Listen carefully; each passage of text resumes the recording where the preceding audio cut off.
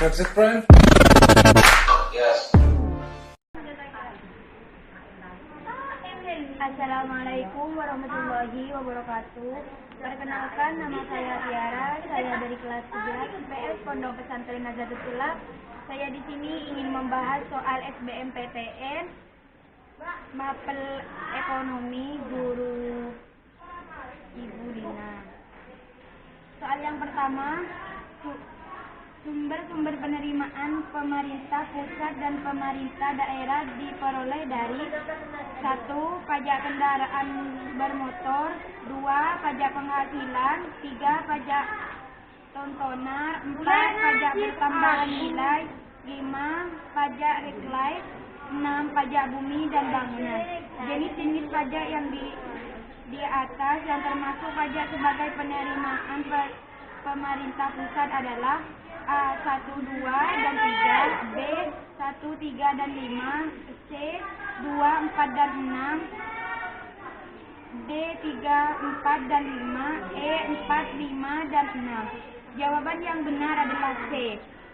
Pembahasannya, pajak daerah yaitu pajak yang wewenang mengutamakan ada pemerintahan daerah dan digunakan untuk kepentingan pembiayaan rumah tangga pemerintah daerah tersebut berdasarkan Undang-Undang Nomor 28 Tahun 2009 Pasal 2.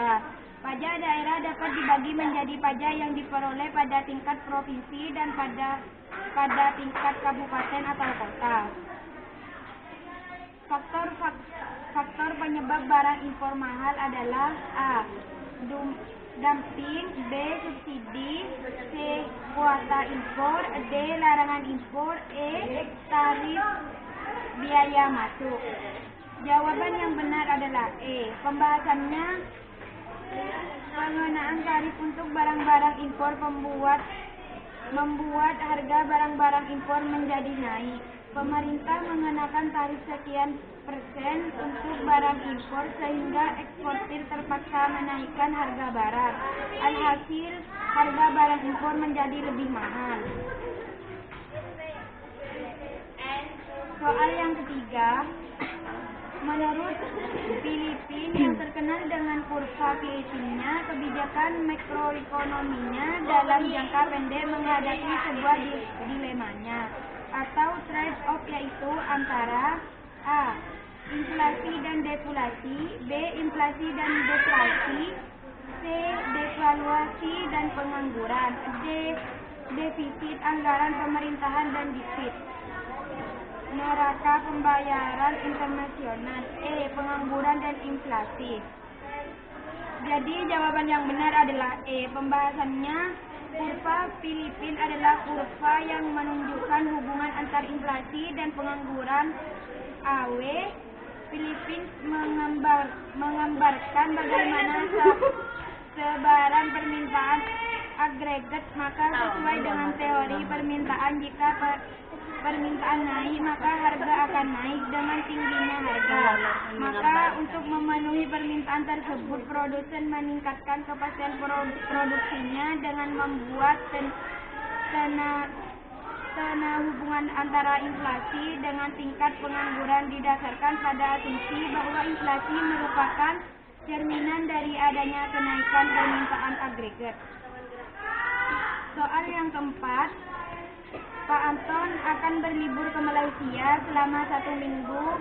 Oleh sebab itu, Anton menukarkan uang Rp8.400.000 dengan ringgit. Pada hari itu, kurs yang berlaku adalah kurs jual Rp1, sama dengan Rp2.500.000, kurs beli Rp1, sama dengan Rp2.400.000 berdasarkan harga kurs di atas. Maka jumlah ringgit yang akan diterima Pak Anton adalah A.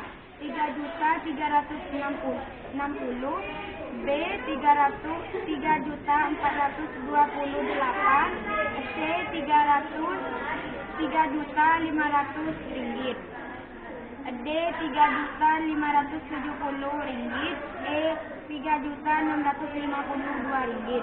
Jawaban yang benar adalah A. Pembahasannya, Pak Anton menukar menukar uang rupiah dengan ringgit. Dalam hal ini, ia akan membelinking ke bursa dan bursa akan memberlakukan kurs jual. Cukup sekian pembahasan SBMPTN dari saya. Kurang lebihnya saya mohon maaf. Wassalamualaikum warahmatullahi wabarakatuh.